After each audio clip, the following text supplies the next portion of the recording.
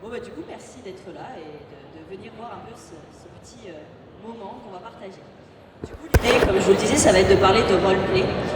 Pourquoi ça me tenait à cœur d'en parler? Parce que à la base je suis comédienne. Je fais surtout des spectacles immersifs ou des expériences immersives, donc des escape games avec des personnages à l'intérieur, des enquêtes, des murder parties, tout ça. Et du coup le roleplay c'est un peu mon quotidien, on va dire. Et quand je fais du cosplay, on m'a souvent dit ah c'est trop bien ton roleplay, comment tu fais? Et je me suis dit pourquoi pas essayer d'en parler et d'expliquer un peu. Du coup je vais pas pouvoir tout aborder, on va pas pouvoir aller en profondeur parce que là il faudrait prendre des cours de théâtre, mais l'idée ça va être de vous donner des petites clés, des petits tips, notamment physiques ou de parole, vraiment des petits indices, des petites choses à faire qui peuvent changer complètement une attitude et comment on se comporte et comment la personne en face peut nous percevoir. Voilà. On va peut-être commencer déjà par le roleplay. Tout le monde voit ce que c'est ou il faut que je refasse un point? Je vais refaire un point peut-être pour la caméra. En gros, le roleplay, c'est l'art d'incarner un personnage. Parce que dans le cosplay, il y a le cos, donc le costume, et puis il y a le play, le roleplay, donc le fait d'incarner un personnage. En ça se rapproche beaucoup des arts dramatiques ou du cinéma, dans lequel on va incarner un personnage. Alors là, dans le cosplay, l'avantage qu'on a, c'est que souvent on se base sur des personnages existants, et donc on a déjà une matière dont on peut se nourrir, voire qu'on peut copier. Et ça, c'est quand même plutôt pratique et plutôt cool, surtout quand on débute. C'est quand même très sympa. Du coup, le roleplay, ce qui est génial, c'est qu'on peut tout faire. Selon le personnage qu'on est, on peut tout se permettre, on peut tout faire. Faites pas attention à ce qu'il y a derrière, ça n'a rien à voir. Ils font des tests pour tout à l'heure. Du coup, voilà, faut faire attention du coup parce que qui dit cosplay, roleplay peut tout se permettre, dit attention au consentement, on va quand même en parler un peu, parce que quand on joue un Deadpool, l'idée c'est pas d'aller carrer le doigt dans le nez de tout le monde. Voilà. Pourtant c'est quelque chose qu'ils feraient, mais les gens peuvent ne pas trop apprécier ce genre de comportement, donc il faut quand même distinguer le personnage de soi-même, surtout quand on est en convention. Après, bon, si c'est avec notre partenaire et qu'il est OK pour qu'on fasse n'importe quoi, tant mieux. Je veux dire, ma partenaire, je lui mets une claque, c'est rigolo. Voilà, mais elle le sait, elle est prévenue. Mais voilà, je voulais quand même faire un petit point sur ça. Du coup, aujourd'hui, je vais vous parler surtout du roleplay en mouvement. Pas de la photo, parce que ça, c'est encore différent, c'est très statique la photo. Donc on peut s'entraîner à faire des poses et tout, mais plus du roleplay en mouvement, que ça soit pour les concours ou pour de la scène libre, ou comme là, quand on est en convention, et qu'on a envie de tenir son personnage toute la journée et d'impressionner les gens parce qu'on est trop fort dans notre roleplay. Donc c'est plutôt de ça que je vais vous parler. Est-ce que ça vous intéresse déjà? Ouais, c'est bon. Ok. Mais toi, je t'enquiquine. Voilà. Du coup, pour le roleplay, la première chose, ça va être, comme je vous disais, de vous intéresser au personnage. L'avantage qu'on a aujourd'hui, c'est qu'on a beaucoup de médias. On a Internet, on a des mangas, enfin on a vraiment tout. Et du coup, ça va être vraiment de se renseigner sur le personnage et d'essayer de regarder le plus de supports possible. Ça paraît logique, mais on peut trouver vraiment plein de choses, que ce soit par les vidéos, que ce soit maintenant, la TikTok, c'est quand même un truc assez ouf, c'est qu'il y a énormément de gens qui peuvent avoir déjà fait le cosplay. Alors on est d'accord qu'il y a du très bon comme du très mauvais, mais on peut s'inspirer du très bon. Et on a les concours, si on veut faire un concours, je conseillerais toujours de regarder des vidéos de personnes qui ont fait le concours avec le même personnage et voir ce qu'ils ont fait et ce qui pour nous a pu marcher ou pas marcher. Parce que des choses dont on a l'impression que ouais, ça va trop bien marcher, ça peut, surtout sur scène, ne pas du tout marcher, ne pas se voir ou ne pas être pertinent. Donc vraiment, n'hésitez pas à vous noyer d'informations et vraiment à regarder le plus de choses possibles. C'est déjà la première chose à faire. Si vous l'avez fait, c'est check. Après, on est d'accord qu'il y a des personnages, on n'a pas trop de support. Genre, si on fait un personnage tiré d'un bouquin, dans les mangas, c'est du papier, donc bon, on voit moins les mimiques, on voit pas trop aussi zozote. Enfin, voilà, c'est un peu compliqué. Et du coup, ces personnages-là, je vous en parlerai après, avec une petite catégorie à part, c'est un peu compliqué. Voilà, donc j'ai parlé des références. Du coup, quand vous voulez démarrer un roleplay, ce que je conseillerais quand vous débutez, c'est d'essayer de trouver quel est le trait le plus prononcé de votre personnage. Alors ça peut être un trait physique, typiquement Jack Sparrow, comment il marche, comment il court, voilà, on le reconnaît à milieu à la ronde, même sans le costume, on sait que t'es Jack Sparrow si tu te mets à courir comme lui. Donc soit ça peut être un trait physique, soit ça peut être de langage. Est-ce qu'il a un toc? Est-ce qu'il bégayent, est-ce qu'ils zozotent, est-ce qu'ils parlent tout doucement, est-ce qu'ils crient très fort tout le temps. Voilà, on peut vraiment essayer de repérer ça. Et déjà s'appuyer ne serait-ce que juste sur ça, eh ben, ça fait déjà de la différence parce que c'est quelque chose de facile à tenir finalement. Un petit bégaiement, un accent c'est un peu plus compliqué mais en s'entraînant, voilà, c'est quelque chose qu'on peut tenir sur la longueur qui n'est pas trop fatigant en général et du coup c'est plutôt cool. Je sais pas ce que vous en pensez. Du coup voilà, donc je suis désolée je vais vite mais on n'a pas beaucoup de temps et j'ai beaucoup de choses à dire. Si vous voulez que je ralentisse, vous n'hésitez pas à me dire oh, ralentis. Du coup, là j'aimerais vous parler donc, de tous ces personnages qui n'ont pas quelque chose de très caractéristique, quelque chose qui fait que, allez, au premier coup d'œil, on reconnaît. Parce qu'on peut avoir un costume qui est assez emblématique, mais on peut avoir un costume un peu obscur, d'un personnage un peu obscur, et avec un caractère un peu obscur aussi. Donc du coup, c'est comment on peut faire pour réussir à jouer un peu de ces personnages. Et du coup, je vous propose de vous parler un peu d'archétypes de personnages. Dans chaque archétype, je vais vous donner quelques petits tips, comme je vous disais, que ce soit physique ou vocaux. Et j'ai une petite amie là-bas, si elle peut venir 2 minutes, juste pour un personnage. Parce qu'elle est comédienne, genre plus. Donc elle fait trop bien. Comme ça va être mon cobaye. Je sais, elle ne sait absolument pas ce qui va lui arriver. C'est très drôle. Alors, du coup, le premier archétype que je vais prendre, parce qu'il est très facilement remarquable et reconnaissable, c'est le personnage colère. C'est le personnage qui est tout le temps en colère. Typiquement, c'est Bakugo dans My Hero Academia. On est d'accord? Il est tout le temps vénère. Il est tout le temps sur les nerfs. Du coup, pour ce genre de personnage, ce qui va être important dans son physique, ça va être surtout d'être très ancré dans le sol. Il faut qu'on soit là. Je vais me faire des petites démonstrations. Comment tu ferais le personnage colère ancré dans le sol? Il y a une différence entre on est léger et on est là, on est posé, on existe, voilà. Et vraiment, il faut qu'on ait l'impression de peser lourd. Alors pas peser lourd parce qu'on sort d'une raclette choucroute, mais peser lourd parce que voilà, on est un monolithe et vas-y, bouge-moi de là. Voilà. C'est vraiment avoir l'impression qu'on pèse lourd, qu'on prend de la place et que nos pieds ils sont bien dans du béton là et on est bien enracinés. Après, ça va être des petits trucs tout bêtes, mais serrer les poings. Serrer les poings immédiatement. Ça change toute l'attitude. J'ai les mains relâchées, j'ai les poings serrés, on change tout. Contracter son corps.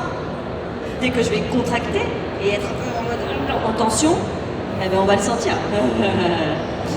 Et alors attention quand vous faites ce genre de choses sur toute une journée, soit échauffez-vous très bien, soit si vous êtes un accro de la muscu ça va, mais sinon vous risquez d'avoir de sacrées courbatures. Donc vraiment prenez soin quand même de vous dans ce genre de cas. Serrez les mâchoires. Serrez les mâchoires, ça se voit immédiatement. Et le regard noir. Vous pouvez penser à des choses vraiment qui vous foutent en pétard, mais pas pour de vrai. Le but c'est pas que vous vous énerviez sur tout le monde non plus, hein. On est d'accord. Le but c'est pas que vous vous énerviez de partout. Du coup voilà. C'est tout, c'était juste pour t'embêter. Je peux dire un petit tip aussi. Ouais, vas-y. La respiration, c'est ce qui fait le plus dans un personnage. Quand on est en colère, vous remarquerez sûrement, on respire par le nez. Mais comme si la respiration se basait au niveau du regard. Vous essayerez un peu, il y a plein de types de respiration et quand on est en colère, on respire très haut. Et du coup, ça fait une respiration saccadée. Et c'est la même respiration que quand on est triste et qu'on pleure. C'est juste une autre manière de la placer, c'est encore plus haut. Voilà. Placer sa respiration, c'est ouf comme tips. Ouais. Ouais. Disney qui va c'est pas simplifier un personnage. Alors, c'est le simplifier, mais justement, comme là on parle de débuter dans le roleplay, l'idée c'est vraiment de prendre un trait principal. Là, je vais vous donner plusieurs archétypes, et l'idée après, c'est de faire un mix de ces archétypes et de prendre les types d'un peu tous ces archétypes. Et effectivement, la respiration, c'est quelque chose de très important. Tu gères. Du coup, voilà. Dans la colère aussi, ce qu'il va falloir distinguer surtout, c'est il y a des colères explosives. On en parle, Bakugo, vraiment, ça pète. On te parle, c'est direct, tu réagis au quart de tour. C'est vraiment du tac au tac. C'est tout le temps en tension, tout le temps sur les nerfs. Là où il y a la colère froide, c'est la colère de la maman qui en peut plus parce que son gamin il vient de vomir pour la 4e fois ou de déchirer sa nouvelle nappe ou quoi. C'est vraiment cette colère où on retient tout et où on n'arrive même plus à parler finalement.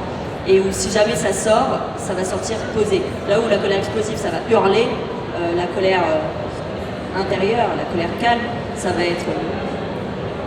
Et moi, le tip que je donne toujours, c'est parlez-vous intérieurement. Limite, si quelqu'un vient, vous êtes en colère, c'est mais qu'est-ce qui me veut celui-là intérieurement. Et même, vous le dites pas à voix haute, mais rien que le fait de le penser, eh ben, ça se voit sur votre touche. C'est sûr que si vous vous dites oh, mais qu'est-ce qui me veut celui-là dans votre tête, ça ne marche pas.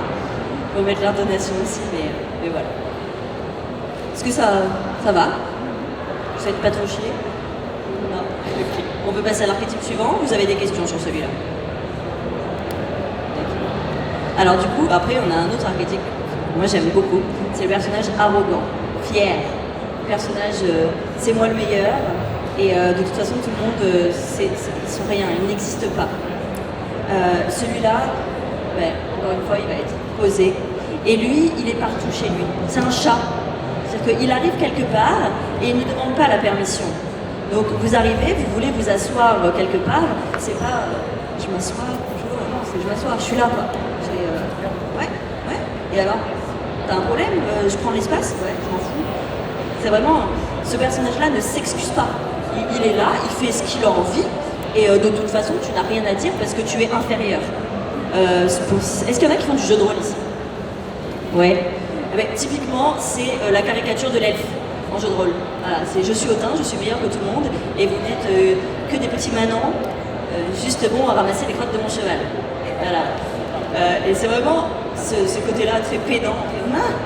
Et pour ça, bah, tout simplement, lever le menton. Hein, on est d'accord qu'un personnage arrogant, il ne va pas regarder de bas. Il va être chez soi, comme je vous ai dit. Il prend de la place, que ce soit physiquement, c'est-à-dire il n'a pas peur, il prend de la place et il y a quelqu'un à côté. Bon, consentement, hein, on ne met pas des claques aux gens, mais il est là, quoi. Tant pis, t'avais pas qu'à être sur mon chemin. Voilà. Et, mais aussi dans la parole. C'est-à-dire qu'il a envie de causer, il y a quelqu'un qui est en train de parler, ben, il s'en fout, il cause. Alors, encore une fois, consentement, mais quand vous connaissez les gens, et même si vous êtes en roleplay, moi je l'ai testé, hein, des personnages comme Harley Quinn ou quoi, où des fois j'ai vraiment envoyé chez des gens gentiment dans le roleplay, et les gens ne le prennent pas du tout mal, au contraire. J'ai déjà fait des rôles où vraiment les gens, je les traitais mais comme des couillons. Je leur demandais de se retourner, de marcher, et d'aller voir là-bas si j'y étais. Et vraiment en leur pourrissant, alors qu'ils étaient juste là pour jouer à la base, et s'y attendaient pas du tout. Et ça marche. Ça marche parce que les gens se rendent compte que c'est un personnage, et que c'est pas vous. Bien évidemment. C'est sûr que si vous faites ça en civil, bon, les gens peuvent mal le prendre, hein, on est d'accord. Mais si vous jouez à un Loki par exemple, vous pouvez y aller. Hein. Celui-là, tout le monde le sait, c'est une saloperie. Voilà. Regardez dans les yeux. Le regard dans tous les personnages, ça va être hyper important. Vraiment, un personnage arrogant, c'est pas toi qui vas gagner. Voilà, c'est l'autre qui détournera les yeux, quoi qu'il arrive. Limite, il pourrait en pleurer de ne pas cligner. Mais non, c'est lui qui va gagner parce qu'il est meilleur de toute façon. Vous avez le typique sourire en coin, le haussement de sourcils. Celui-là, franchement, entraînez-vous, c'est très très fun à faire. C'est qu'un seul. Qu'est-ce que tu me dis, toi? C'est pas intéressant, quoi. Vas-y, cause. Et vraiment, typiquement, ce que je préfère chez l'arrogant, c'est ce petit moment où quelqu'un s'approche et avant de faire quoi que ce soit, vous le regardez de haut en bas. Et de haut en bas. Et une fois que vous l'avez regardé de haut en bas, là vous portez attention à ce qu'il vous dit. Parce qu'avant, de toute façon, c'est pas intéressant, il faut juger. C'est ouais, ok, ok, vas-y, parle, hein, c'est pas intéressant, au revoir. Voilà. Et surtout, ce personnage-là, faut pas s'excuser de le faire. C'est-à-dire que si j'agis comme ça, je fais ok. Non, ça marche plus, là, directement, on n'y croit plus. Non, c'est bon, je rigole. Tu peux rester dans le personnage en disant je plaisante, c'est une boutade. Ne le prends pas mal, je veux bien ouvrir une discussion avec toi, mais mon personnage ne va pas te le faire de manière sympathique. Voilà, faut pas déconner non plus. Voilà, est-ce que vous avez des questions sur ce type de personnage? Non? Du coup, je vais passer à un complet opposé. Le petit personnage tout doux, tout timide, l'héroïne de shoujo par excellence. Ce petit personnage qui prend pas de place et qui s'excuse d'exister. Je sais pas si vous connaissez ce genre de personnage. Voilà, c'est vraiment... on a envie de les secouer un peu comme des pruniers, de leur dire mais fais quelque chose, réveille-toi, parce que c'est un peu insupportable. Enfin, moi en tout cas, c'est le genre de personnage qui m'insupporte légèrement. Mais voilà. Et bien ça, tout le contraire de ce qu'on vient de voir avant, c'est d'abord prendre la place. Le personnage timide, il est ramassé. C'est les bras près du corps, donc serrés, je me ferme. C'est imaginer qu'on veut prendre le moins de place possible, qu'on ait une petite bulle et on rentre les épaules. Les autres, non, Si vous avez des pecs ou des nichons, j'en ai pas, mais c'est le moment de les montrer, tu vois, quand t'es arrogant. Non, quand t'es timide, c'est le moment de oh, je veux me sentir tout nu. Vraiment, je suis tout nu et je suis pas à l'aise. Et voilà, et c'est vraiment hyper important. Il prend pas de place, vraiment. Et lui, contrairement, s'il veut s'asseoir, c'est je peux m'asseoir. Oui. Vous êtes sûr, hein? Et il va redemander 15 fois si on est sûr. C'est ça qui est agaçant dans le personnage un peu doux et timide, c'est que lui, dans sa tête, c'est oh mon Dieu, est-ce qu'il va accepter, est-ce que je vais pas déranger, qu'est-ce qu'il fait? Ah, c'est la panique. Alors que non, c'est bon, tu peux juste t'asseoir. Enfin, il y a une chaise, elle est là pour ça. Vas-y. Il a le regard fuyant. On parle du regard. Le timide, il regarde pas plus de quelques secondes. C'est vraiment, je peux pas te fixer. Et il y a un côté aussi malaisant à ça, c'est quand toi, tu joues un personnage un peu, voilà, et que t'as un personnage en face qui te regarde pas. Je sais pas si vous avez déjà vécu quelqu'un qui ne vous regarde pas quand vous parlez, mais ça a un côté, moi j'ai l'impression qu'il croit que je vais le bouffer, ou je sais pas, tu vois, et c'est assez, c'est rien, t'as envie de le rassurer, de lui dire t'inquiète pas, je suis gentil, ça va bien se passer, tout va bien. Celui-là, il prend pas la parole en premier, hein, on est d'accord. Lui, il la demande, limite, il lève le doigt. Alors, c'est pas il lève le doigt, je suis à l'école, c'est plus. Excusez. Non? Bon, d'accord, c'est pas grave. Après, ne vous empêchez pas de parler, hein, le but c'est quand même que vous causiez, hein, si vous jouez un personnage timide. Mais voilà, il va avoir tendance à vraiment avoir du mal à y aller. Une fois qu'il y est, mais il va avoir du mal. Et le dernier conseil que je vous donne pour celui-là, c'est dans la parole. Souvent, il finit pas ses phrases intelligiblement. C'est-à-dire qu'il commence en mode, il sait ce qu'il va dire et puis il est peut-être pas sûr. Voilà, on n'entend pas à la fin parce que il y a tout ce cheminement de pensée de mais est-ce que je dis c'est intéressant pas non, je vais peut-être me taire en fait. Voilà. C'est bon? Je vois que ça baille. C'est ah ok ça va là. Profite donc l'assise. Est-ce qu'il y a des questions sur celui-là? Des remarques, des demandes? Non, c'est bon? Du coup, on va passer sur un autre qui est le complet opposé de moi, la princesse. Le personnage naïf et un peu cucu, soyons honnêtes. Hein. Alors, on est d'accord qu'il y a des princesses hyper badass. On est d'accord. Mais là, je parle de la princesse Disney d'antan, par excellence. La Blanche-Neige, la Aurore, celles que vraiment on a envie de claquer. Mais qui sont mignonnes quand même, elles sont jolies. Voilà, c'est un peu... Mais en fait, elles sont comme ça parce qu'elles sont naïves, elles ne connaissent rien, donc on leur pardonne finalement d'être comme ça. Elles sourient, elles sont heureuses. Je pense que celle-là, le mieux à faire, c'est s'imaginer qu'on est le jour de Noël et que chaque personne qui vient et chaque chose qu'on nous dit, c'est le cadeau qu'on rêve d'avoir. Tu vois? Ou c'est le truc que tu préfères à manger. Imagine que la personne, si ce que tu préfères, c'est le gâteau au chocolat, la personne en face de toi, c'est un énorme gâteau au chocolat avec du coulis au chocolat dessus, avec des pépites de chocolat. Et du coup, c'est merveilleux. C'est merveilleux. Ah oui, après t'as faim, on est d'accord. Mais c'est quand même merveilleux. Après, tu peux t'imaginer autre chose, un jeu vidéo, un film, ce que tu veux. Mais voilà, tout est merveilleux. Et il sourit, et il montre les dents. Il sourit pas la bouche fermée. C'est ça, important, il montre ses dents. Moi, j'aime pas mes dents, mais je suis une princesse, je souris avec les dents. La princesse, ça montre ses dents, ça a le sourire Colgate. Voilà. Du coup, ça sourit à tout. Et la princesse, c'est léger, ça flotte. C'est tout le contraire du colère. C'est une plume. Tu vois, c'est... Bonjour. Et ça prend des pauses quand ça s'arrête. Ça ne s'arrête pas, bonjour. Je pose. Je suis belle quoi qu'il arrive. Bonjour. Et j'ai ma canne qui se fait la malle.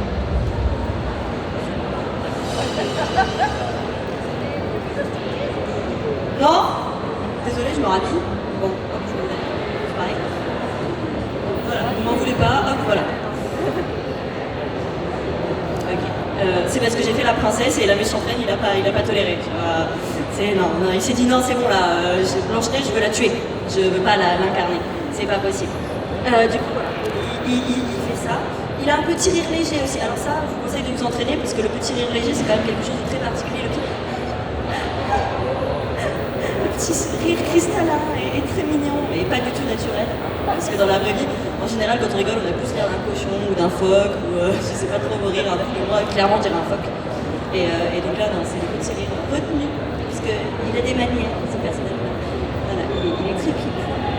Et il est surpris de tout, vu qu'il est naïf. C'est vrai? Oh oui! Oh, vous êtes merveilleux!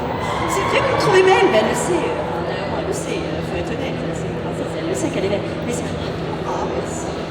Elle est toujours heureuse, elle remercie. Et c'est magnifique. C'est ça qui est beau dans la princesse.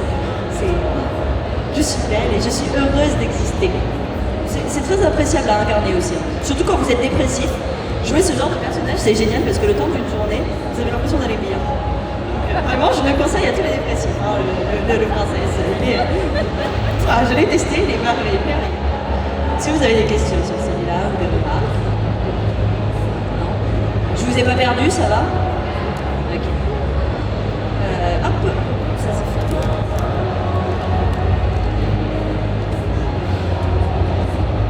Donc là, on a un peu couvert tout ce qui va être très physique.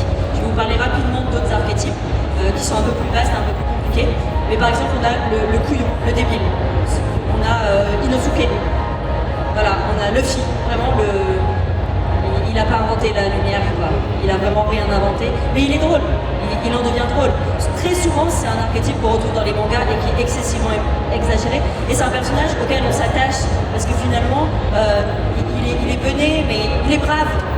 On est d'accord que c'est le pire compliment qu'on puisse faire à quelqu'un, mais il est brave ce personnage-là, on a envie de l'aimer, mais il est bête quoi, enfin, c'est réfléchi un peu, et tu le traînes, c'est rigolé, c'est oui viens, allez j'ai compris, viens, pas grave, c'est un peu le chien, voilà, donc, si tu dois rapprocher un animal, c'est ton petit chien, oui c'est bon, t'es mignon, je sais, oui t'as fait un tour, oh trop bien, ok super, te mordre la queue c'est peut-être pas le truc le plus fun, mais ok, voilà, c'est vraiment, on peut s'imaginer ça. Après, il existe plein de sortes de personnages un peu couillons, comme je dis. Et là, ça dépend vraiment de votre personnage. Il peut y avoir le couillon qui s'ignore, celui qui le fait exprès. Voilà, donc ça, on va rentrer un peu là dans les catégories de personnages où il faut quand même voir quel est votre type de mené. Voilà. Mais celui-là, souvent, il va quand même parler assez fort, parce que il n'a pas de filtre, le mené, c'est surtout ça qu'il faut se dire. C'est il dit ce qu'il pense. Comme ça lui vient. Et si c'est complètement à côté de la plaque et si ça n'a rien à voir, c'est pas grave. Parce qu'il l'a pensé et du coup c'est logique. On est d'accord, on connaît tous un bonnet de la vraie vie. Hein. Il est mignon, mais bon. 2 minutes. On aime bien 2 minutes. Vous avez des questions sur celui-là? Je vais plus vite là parce qu'on a commencé à... Et celui-là, physiquement, va vraiment falloir regarder vos personnages. Mais souvent, il est un peu... il est assez agité, hein, souvent, le bonnet. Voilà, il est assez vif. Bonjour, venez, rapprochez-vous, n'hésitez pas, c'est bien fini. Du coup, est-ce qu'il y a des types de personnages un peu dont j'ai pas parlé qui vous intéresseraient, comme ça, plutôt que de faire les miens, voir un peu... Ouais. L'extraverti. Oui, le personnage... Salut. C'est le héros en fait, c'est le héros de l'histoire. C'est celui, je suis là et salut, je suis trop fort. Ouais, il se rapproche beaucoup du personnage fier finalement, mais sans le côté pédant. C'est-à-dire que celui-là, il prend de la place, il est là, il est content, il va faire des grands gestes, il va parler fort, et il va être copain avec tout le monde, l'extraverti. C'est quand il dit bonjour, vas-y, je te mets une tape sur l'épaule. Alors je défonce pas l'épaule de la personne en face, bien évidemment, mais c'est salut, ou je te serre la main, c'est salut, ouais, ça va, et toi, cool, ouais. C'est comme s'il connaissait tout le monde. C'est-à-dire que tu t'approches de lui, tu l'as jamais vu de ta vie, mais lui, il te connaît. Il sait qui tu es, et tu as fait toute ton enfance avec lui, et non, je viens de te rencontrer, mais voilà. Donc lui, vraiment, c'est ça. Et c'est pas avoir peur d'aller au contact, d'être le premier à parler. Souvent, l'extraverti, il est un peu excité, hein, il a un peu du mal à tenir en place. Ah, trop bien, salut, cool. Ah, trop bien. J'espère que j'ai répondu à peu près.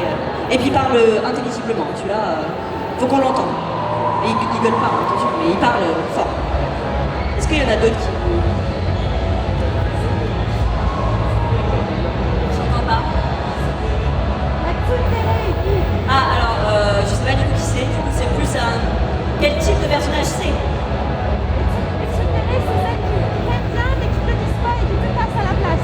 Donc, ah, ça c'est le sadique. C'est un peu le sadique, ça se rapproche, tu vois. Le sadique, c'est celui qui va t'enfoncer le couteau dans la plaie. Moi j'adore ce genre de personnage. Quand quelqu'un va, par exemple, quelqu'un va dire oh mais je suis con. Normalement tu vas dire mais non c'est pas grave, t'as pas fait exprès. Non, lui va faire bah ouais on le sait. Et après il peut placer un petit non je rigole, mais on sait très bien qu'il le pense. Voilà. Et c'est celui qui va vraiment venir titiller. Et plus il titille, plus ça l'amuse. Hein. Et plus tu souffres, plus lui s'éclate. Alors après attention, t'as celui sympathique, justement, qui va le faire pas exprès, qui va dire bah ouais on sait, Non, je suis désolée, c'est sorti tout seul. Ça, c'est un peu moi, dans la vraie vie. Et sinon, il y a vraiment celui qui c'est ouais, tu sais, franchement, je pourrais faire un effort, quoi. Celui-là, il va appuyer le fait que t'es nul, mais en plus, il va te descendre encore d'un ou deux étages. Tu vois? Et c'est ça qui est très très drôle. Celui-là, vraiment, l'idéal, c'est de jouer avec la personne en face. Après, ce genre de personnages, souvent ils sont assez posés, assez calmes, ils parlent pas beaucoup, ils parlent au bon moment. Après, ça dépend du personnage, c'est pour ça qu'il faut après faire un mix de tout ça. Tu en avais un? Ah, le sage. Le sage. On rentre dans la catégorie des personnages où c'est du roleplay très intériorisé. Parce que finalement, tout se passe dans sa tête. Le sage, il va prendre le temps, il va être très présent, et c'est une aura. Moi j'aime bien m'imaginer dans une bulle en fait, comme si j'avais une bulle tout autour de moi, et qu'en fait cette bulle elle est palpable, et que les gens la voient en fait, et il y a une sorte d'aura qui fait le tour de mon corps, et vraiment le sage prend son temps, pose ses mots, et à écouter il est un peu chiant. Faut imaginer, vous avez vu le Seigneur des Anneaux, le Ent, tu vois, ou sinon par les baleines de Dory, pour ceux qui n'ont pas vu le Seigneur des Anneaux, tu vois, alors sans exagérer autant, mais en général voilà, il est posé, sa voix est assez monocorde, et il prend son temps, et il est cool. Après attention, il y a des sages surexcités, hein, on est bien d'accord, mais souvent voilà, il est très posé, il fait pas de gestes superflus. Combien de temps? Ok, bah j'ai arrêté. Donc voilà. Du coup, j'espère que ça allait. Ah, bah, c'est ce que j'étais en train de faire. Voilà, j'espère que ça a à peu près répondu. Après, n'hésitez pas à venir me voir après, on en parle plus en détail de tous les petits personnages. Je vais juste finir par vous donner quelques tips pour si vous faites de la scène. Vraiment, si vous faites de la scène, en théâtre, on a certaines règles. Alors, moi j'ai du mal à aller voir les concours parce qu'au théâtre, on t'apprend des règles théâtrales. Et on te les fout dans le crâne et t'es obligé de les bouffer, et du coup quand après tu vois les gens reproduire l'exact opposé, ça rend un peu dingue. Mais du coup, la première chose, on ne piétine pas, c'est-à-dire qu'on est là. Même si je suis un personnage timide ou quoi, quand on parle, vous avez vu, j'étais pas en train de faire alors salut, oui, donc je vous parle. Parce que quand quelqu'un fait ça, si je vous avais parlé comme ça tout le temps, eh ben, d'accord, c'est pas agréable. C'est vraiment, on se demande ce que je fais, on sent qu'on dirait que je suis stressée, voilà, c'est pas du tout agréable. Donc sur scène, vraiment, prenez la place. Si, donc souvent c'est des bandes son enregistrées, pensez toujours parole, puis geste. Si vous voulez parler et vous déplacer, c'est je viens de finir ma phrase, je commence une nouvelle phrase. Et là je peux reprendre. Après il y a le personnage qui fait du monologue. Donc là, je peux parler. Mais par contre, tu vois, c'est pas oui, je parle. Je suis pas dans un one-man show où ils font des allers-retours 50 fois. Je pense que c'est pour faire leur gym. Mais voilà. Parce que sinon, vous allez perdre le public, vous allez le fatiguer en fait, et il va avoir du mal à vous suivre. Et plus vous allez être statique et sûr de vous, plus vous allez avoir d'impact. Et moins on verra votre stress. Alors je suis d'accord que vous pouvez être comme ça. On est tous comme ça, même quand ça fait 10 ans qu'on fait du théâtre ou quoi. Derrière, on dit mon Dieu. Mais une fois sur scène, normalement, ça va mieux. Donc, restez sûr de vous. Faites des gestes très grands. Vous êtes loin, souvent, des gens. Imaginez que votre corps il fait au moins 10-20 cm de plus. Quand je fais un geste avec ma main, je ne m'arrête pas au bout de ma main. Je vais au-delà de ma main. C'est-à-dire que mon corps, il est plus grand. Comme quand tu as une épée, finalement, tu as une extension de ton corps, et bien là, c'est la même chose. C'est comme en danse, quoi. Et si vous avez l'impression d'être ridicule et d'en faire des caisses, ben rajoutez-en encore un petit peu. Vous êtes sûrement juste bien. On tourne pas le dos au public, sauf si c'est voulu.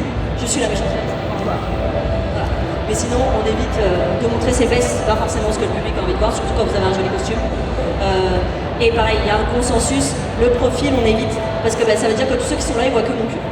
C'est pas ouf. Donc même si vous êtes deux et que vous voulez faire genre, vous parlez, 3/4. Et en fait, le public, il comprend que vous êtes en train de vous parler et que vous êtes de profil. Donc vraiment, 2-3/4, ça suffit largement, et c'est déjà très très bien. Voilà. Et la dernière chose, du coup, si vous voulez vous entraîner, on parle souvent de s'entraîner devant un miroir. Moi, je vous le déconseille. Je vous le déconseille fortement, sauf pour si vous voulez vous entraîner aux poses photo. Ça, oui, parce que c'est statique. Le problème du miroir, c'est que pendant qu'on s'entraîne, on se regarde. Et en fait, si tu te regardes, tu es dans le jugement et donc tu n'es pas dans l'action. tu es dans l'observation et non pas dans l'action. Ce que vous pouvez faire, c'est soit le faire devant quelqu'un, et cette personne, il faut qu'elle soit objective, mais bienveillante, attention. Soit vous pouvez vous filmer, mais ne vous regardez pas pendant que vous le faites. Vous filmez, et ensuite vous regardez la vidéo. La vidéo, ce que j'aime beaucoup là-dedans, c'est que ça gomme tout, ça liste. Donc si à la vidéo, vous avez l'impression qu'on ne voit rien, clairement, ça veut dire qu'on ne voit rien en vrai. Donc si à la vidéo ça passe bien, c'est que sur scène, ça va être super. Est-ce qu'il y a des questions? Je suis désolée, c'est un peu... Des demandes, des choses... Non, c'est bon? Je peux finir là? Super! Eh bien du coup, merci d'avoir écouté jusqu'au bout. J'espère que ça ne vous a pas trop ennuyé. Si vous avez des questions, je suis sur le stand AMF dans le hall 5, stand T133, non 131. Bon, on est au coin, on est juste en face de la scène Kitsune, c'est ça. Donc voilà, n'hésitez pas. Et je vais laisser la place à ma camarade Cosplay Tinkerbell, Megan, qui va faire une petite conférence sur les bienfaits du cosplay, sur pourquoi on se cosplay, sur à quel point ça fait du bien à soi-même de faire du cosplay. Si vous n'êtes pas encore convaincu, normalement après ça, vous devriez l'être. Merci beaucoup de m'avoir écouté. Je vais me rappeler aussi peut-être.